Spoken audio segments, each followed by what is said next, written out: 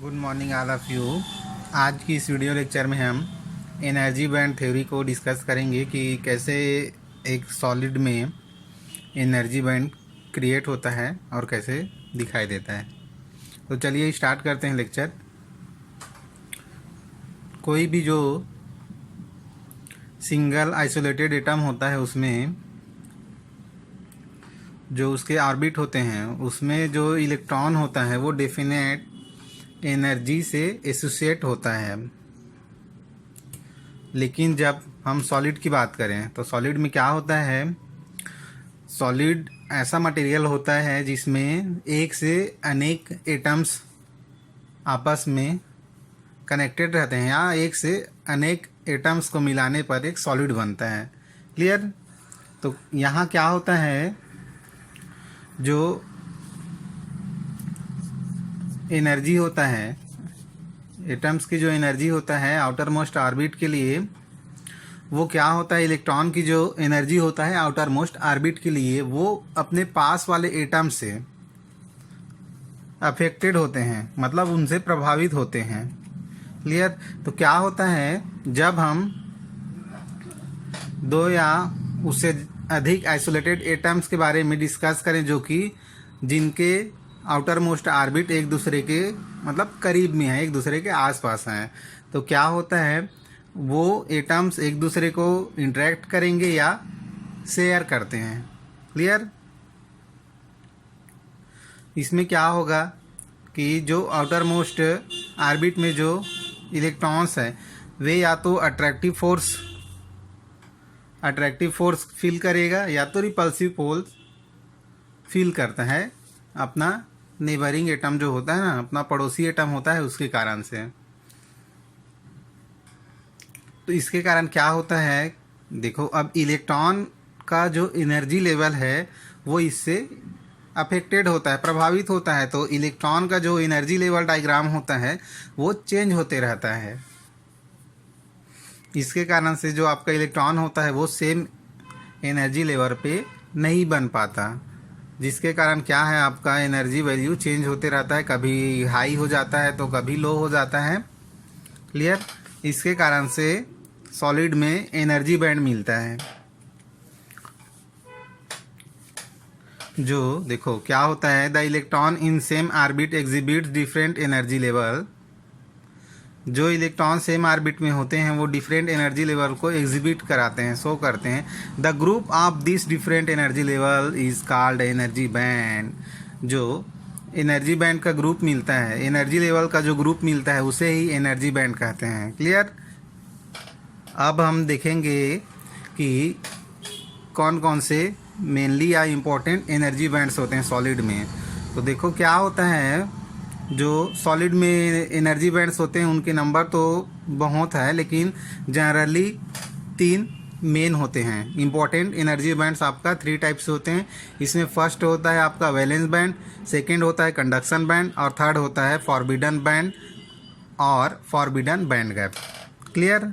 ये 3 टाइप से आपका एनर्जी बैंड्स होते हैं। तो सबसे पहले हम यहाँ देखो डायग्राम में दिखाया गया है, आपका कंडक्शन बैंड है, ऊपर वाला कंडक्शन बैंड, उसके जस्ट नीचे रेड कलर में आपको वैलेंस बैंड दिखाया गया है, और उनके बीच का जो डिस्टेंस है कंडक्शन बैंड और वैलेंस बैंड के बीच में जो एनर्जी गैप है उस एनर्जी बैंड को या उस गैप को फॉरबिडन गैप कहते हैं।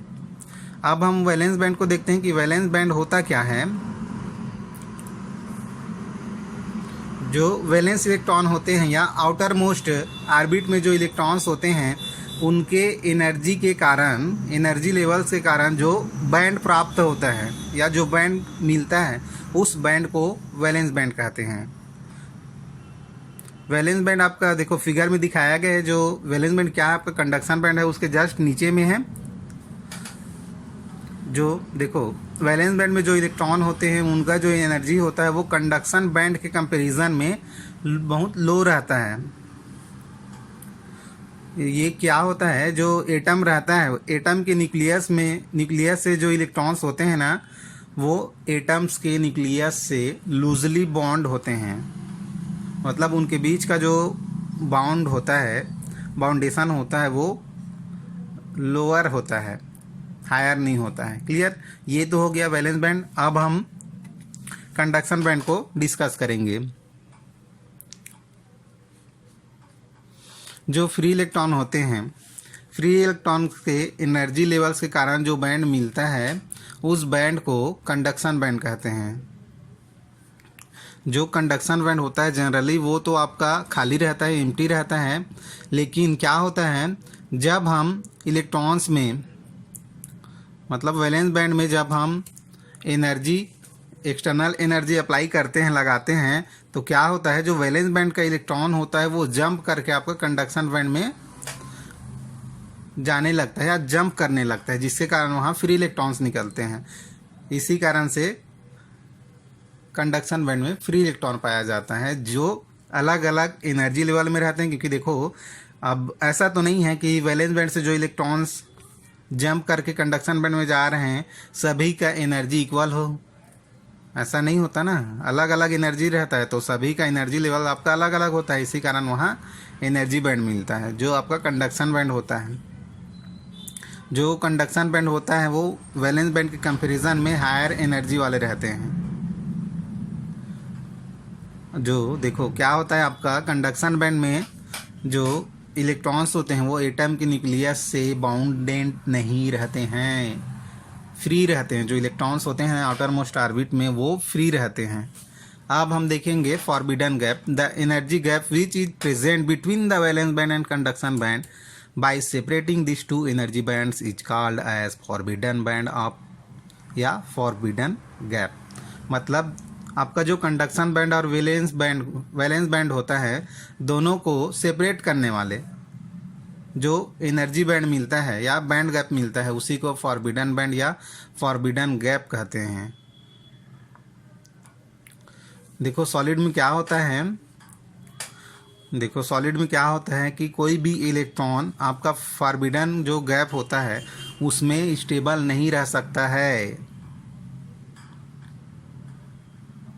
इसीलिए आपका देखो अगर फॉरबिडन बैंड गैप नहीं रहेगा तो ये जो अपन मटेरियल्स लेते हैं उसमें इलेक्ट्रिकल कंडक्टिविटी नहीं होगा।